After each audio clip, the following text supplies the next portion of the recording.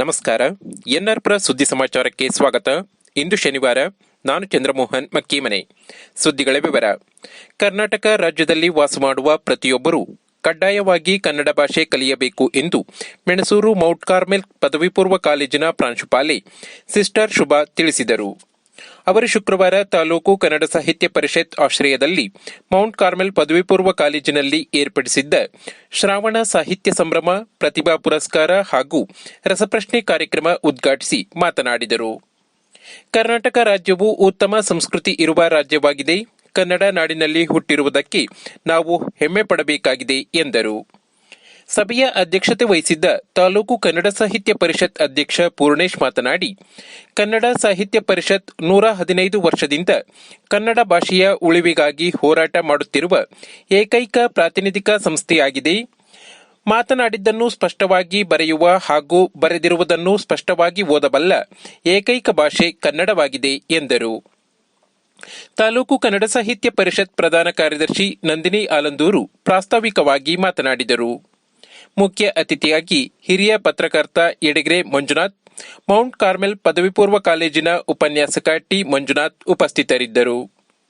ಇದೇ ಸಂದರ್ಭದಲ್ಲಿ Mount Carmel ಪದವಿ ಪೂರ್ವ ಕಾಲೇಜಿನ ದ್ವಿತೀಯ ಪಿಯುಸಿಯಲ್ಲಿ ಅತಿ ಹೆಚ್ಚು ಅಂಕ ಪಡೆದ ಕುಮಾರಿ ಸುಗುಣ ಅವರಿಗೆ ಕನ್ನಡ ಕಣ್ಮಣಿ ಎಂಬ ಬಿರುದು ನೀಡಿ ಸನ್ಮಾನಿಸಲಾಯಿತು. ನಂತರ ತಾಲೂಕು ಕನ್ನಡ ಸಾಹಿತ್ಯ ಪರಿಷತ್ ಅಧ್ಯಕ್ಷ ಪೂರ್ಣೇಶ್ ಮಕ್ಕಳಿಗೆ ರಸಪ್ರಶ್ನೆ ಕಾರ್ಯಕ್ರಮ ನಡೆಸಿಕೊಟ್ಟರು. ಗೆದ್ದ ತಂಡಗಳಿಗೆ ಪ್ರಥಮ, ದ್ವಿತೀಯ ಹಾಗೂ ತೃತೀಯ ಬಹುಮಾನ ನೀಡಲಾಯಿತು.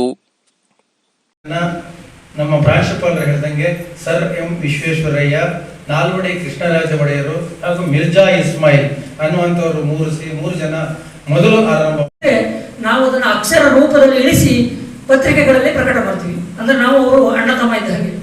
ಹಾಗಾಗಿ ನನಗೂ ಒಂದು ರೀತಿ ಕನ್ನಡ ಸಾಹಿತ್ಯ ಪರಿಷತ್ ಅಂದರೆ ಒಂದು ಅಭಿಮಾನ. ಬಹುಶಃ ನಾನು ಪತ್ರಿಕೋದ್ಯಮ. ನರಸಿಂಹರಾಜಪುರ ಪಟ್ಟಣದ ರಸ್ತೆ ಅಗಲೀಕರಣಕ್ಕಾಗಿ ಮುಖ್ಯಮಂತ್ರಿ ಸಿದ್ದರಾಮಯ್ಯ ಅವರು 60 ಕೋಟಿ ರೂಪಾಯಿ ಮಂಜೂರು ಮಾಡಿದ್ದು, ರಸ್ತೆ ಅಗಲೀಕರಣ ಕಾಮಗಾರಿಗೆ ಪಟ್ಟಣ ಪಂಚಾಯಿತಿ ಸದಸ್ಯರು, ಅಧಿಕಾರಿಗಳು ಸಂಪೂರ್ಣ ಸಹಕಾರ ನೀಡಬೇಕು ಎಂದು ರಾಜ್ಯ ಪ್ರವಾಸೋದ್ಯಮ ಅಭಿವೃದ್ಧಿ ನಿಗಮದ ಅಧ್ಯಕ್ಷ ಎಂ ಶ್ರೀನಿವಾಸ್ ಮನವಿ ಮಾಡಿದರು. ಅವರು ಶುಕ್ರವಾರ ಪ್ರವಾಸಿ ಮಂದಿರದಲ್ಲಿ ಪಟ್ಟಣ ಪಂಚಾಯಿತಿ ಸದಸ್ಯರು ಹಾಗೂ ಮುಖಂಡರ ಸಭೆಯಲ್ಲಿ ಮಾತನಾಡಿದರು. ವರ್ತಕರ ಸಂಘದವರು ಹಲವಾರು ವರ್ಷಗಳಿಂದ ರಸ್ತೆ ಅಗಲೀಕರಣಕ್ಕಾಗಿ ಬೇಡಿಕೆ ಇಟ್ಟಿದ್ದರು. 100 ವರ್ಷದ ನಂತರ ರಸ್ತೆ ಅಗಲೀಕರಣವಾಗುತ್ತಿದೆ. ಈಗ ಪಟ್ಟಣ ಪಂಚಾಯಿತಿ ಸದಸ್ಯರ ಹಾಗೂ ಅಧಿಕಾರಿಗಳ ಜವಾಬ್ದಾರಿ ಹೆಚ್ಚಾಗಿದೆ. ಪ್ರತಿಯೊಬ್ಬರಿಗೂ ಪರಿಹಾರ ನೀಡಿ ರಸ್ತೆ ಅಗಲೀಕರಣ ಮಾಡಲಾಗುವುದು. ಆಯಾ ಸದಸ್ಯರು ತಮ್ಮ ಭಾಗದಲ್ಲಿ ಬರುವ ಮನೆಯ ಮಾಲೀಕರಿಗೆ ಮನವೊಲಿಸಬೇಕಾಗಿದೆ. ಯಾವುದೇ ಅಪಸ್ವರ ಬಾರದಂತೆ ರಸ್ತೆ ಅಗಲೀಕರಣ ಮಾಡಬೇಕಾಗಿದೆ. ಮುಂದಿನ ದಿನಗಳಲ್ಲಿ ನಾನು, ಶಾಸಕರು ಸೇರಿ ಮನೆ ಮಾಲೀಕರ ಸಭೆ ನಡೆಸಲಿದ್ದೇವೆ ಎಂದರು.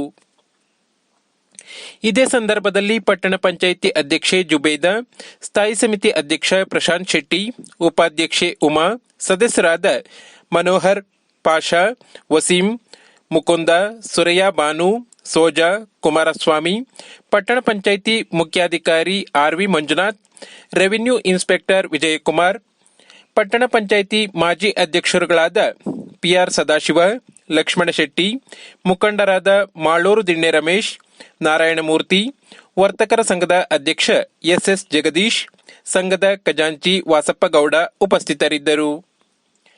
ಇದೇ ಸಂದರ್ಭದಲ್ಲಿ ಪಟ್ಟಣ ಪಂಚಾಯಿತಿ ಸದಸ್ಯರು ರಾಜ್ಯ ಪ್ರವಾಸೋದ್ಯಮ ಅಭಿವೃದ್ಧಿ ನಿಗಮದ ಅಧ್ಯಕ್ಷ ಎಂ ಶ್ರೀನಿವಾಸ್ ಅವರನ್ನು ಗೌರವಿಸಿದರು. ಎಲ್ಲ ಧರ್ಮದವರು ಶಾಂತಿ ಸೌಹಾರ್ದತೆಯಿಂದ ಬಾಳಬೇಕು ಎಂದು ಉಡುಪಿಯ ಜುಮ್ಮಾ ಮಸೀದಿಯ ಗುರುಗಳಾದ ಮೌಲಾನಾ ಮಸೀವುಲ್ಲಾ ಖಾನ್ ಕರೆ ನೀಡಿದರು. ಅವರು ಶುಕ್ರವಾರ ಪಟ್ಟಣದ ಜಾಮಿಯಾ ಮಸೀದಿಯಲ್ಲಿ ನೂತನವಾಗಿ ಕಟ್ಟಿದ ಮಹಾದ್ವಾರವನ್ನು ಉದ್ಘಾಟಿಸಿ ಆಶೀರ್ವಚನ ಮಾಡಿದರು. ಎಲ್ಲ ಜನಾಂಗದವರನ್ನು ಪ್ರೀತಿಯಿಂದ ನೋಡಿಕೊಳ್ಳಬೇಕು ಎಂದು ಇಸ್ಲಾಂ ಧರ್ಮ ಹೇಳುತ್ತದೆ ಎಂದರು. ಈ ಸಂದರ್ಭದಲ್ಲಿ ಜಾಮಿಯಾ ಮಸೀದಿಯ ಗುರುಗಳಾದ ಮೌಲಾನಾ ಅಜ್ನದ್ ಖಾನ್, ಆಲ್ನೂರು ಮಸೀದಿ ಗುರುಗಳಾದ ಮೌಲಾನಾ ಅಬ್ದುಲ್ಲಾ, ಜಾಮಿಯಾ ಮಸೀದಿಯ ಅಧ್ಯಕ್ಷ ನಾಸೀರ್ ಖಾನ್, ಕಾರ್ಯದರ್ಶಿ ಸಾದಿಕ್ ಬಾಷಾ ಹಾಗೂ ಇತರ ಮುಖಂಡರು ಇದ್ದರು. ಮಧ್ಯಾಹ್ನ 2ರಿಂದ ಸಂಜೆ 5 ಗಂಟೆಯವರೆಗೆ ನಮ್ಮೂರ ಮಸೀದಿ ನೋಡಬನ್ನಿ ಎಂದು ಜಾಮಿಯಾ ಮಸೀದಿಯವರು ಕರೆ ನೀಡಿದ್ದರು. ಇದೇ ಪ್ರಥಮ ಬಾರಿಗೆ ಸಾರ್ವಜನಿಕರಿಗೆ ಮಸೀದಿ ನೋಡಲು ಕರೆ ಬಂದಿದ್ದರಿಂದ ನೂರಾರು ಜನರು ಮಸೀದಿಗೆ ಬಂದು ವೀಕ್ಷಣೆ ಮಾಡಿದರು.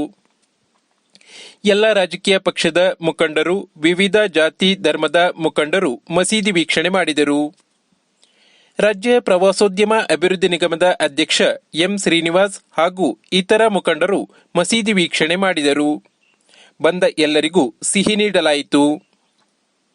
ಈ ಕಾರ್ಯಕ್ರಮ ನಮ್ಮ ಮಸೀದಿ ನೋಡಬನ್ನಿ, ನಮ್ಮೂರ ಮಸೀದಿ ನೋಡಬನ್ನಿ. ಈ ಕಾರ್ಯಕ್ರಮ ಮಾಡೋ ಮುಖ್ಯ ಉದ್ದೇಶ ಏನಂದರೆ ರಾಜಪುರದಲ್ಲಿ ಇರ್ತಕ್ಕಂಥ ಎಲ್ಲ ಸಮಸ್ತ ಜನಾಂಗದವರಿಗೂ, ಎಲ್ಲ ಜಾತಿ ಮತ ಭೇದದವರಿಗೂ ಬಂದು ಈ ಮಸೀದಿಯನ್ನು ನೋಡಿ ಇಲ್ಲಿ ಇರ್ತಕ್ಕಂಥ ಎಲ್ಲ ವಾತಾವರಣಗಳನ್ನು ನೋಡಬೇಕು. ಕಾರಣ ಏನಂದರೆ ಕೆಲವರಲ್ಲಿ ಮಸೀದಿಯಲ್ಲಿ ಏನೋ ಒಂದು ಭಯೋತ್ಪಾದನಾ ಚಟುವಟಿಕೆ ನಡೆಯುತ್ತೆ ಅಥವಾ ಏನೋ ಒಂದು ತಪ್ಪು ಗ್ರಹಗಳಿಗೆ ನಡೆಯುತ್ತೆ ಅಂತ ಹೇಳಿ ಪ್ರಚಾರ ಆಗಿದೆ. ಆ ಪ್ರಚಾರವನ್ನು ದೂರ ಮಾಡಬೇಕು. ಹವಾಮಾನ ಆಧಾರಿತ ಬೆಳೆ ವಿಮೆ ಯೋಜನೆ ಅಡಿ ಅಡಿಕೆ ಮತ್ತು ಕಾಳುಮೆಣಸು ಬೆಳೆಗಳಿಗೆ ಬೆಳೆ ವಿಮೆ ಕಟ್ಟಲು ದಿನಾಂಕ ವಿಸ್ತರಣೆಯಾಗಿದೆ ಎಂದು ಹಿರಿಯ ತೋಟಗಾರಿಕೆ ನಿರ್ದೇಶಕ ರೋಹಿತ್ ತಿಳಿಸಿದ್ದಾರೆ. ಸಾಲ ಇಲ್ಲದ ರೈತರಿಗೆ ಕೊನೆಯ ದಿನಾಂಕ 14/8/2025 ಆಗಿರುತ್ತದೆ. ಸಾಲ ಹೊಂದಿರುವ ರೈತನಿಗೆ ಕೊನೆಯ ದಿನಾಂಕ 30/8/2025 ಆಗಿರುತ್ತದೆ. ಬೆಳೆ ವಿಮೆ ಕಟ್ಟದ ರೈತರು ಈ ಪ್ರಯೋಜನ ಪಡೆದುಕೊಂಡು ಹೆಚ್ಚಿನ ಪ್ರಮಾಣದಲ್ಲಿ ಬೆಳೆ ವಿಮೆ ಕಟ್ಟುವಂತೆ ಅವರು ಕೋರಿದ್ದಾರೆ. ಪ್ರತಿನಿತ್ಯ ತಾಲೂಕಿನ ಸುದ್ದಿ ಸಮಾಚಾರಗಳಿಗೆ ನೋಡ್ತಾ ಇರಿ ಎನ್ಆರ್ ಪುರ ಸುದ್ದಿ ಸಮಾಚಾರ. ವಂದನೆಗಳು.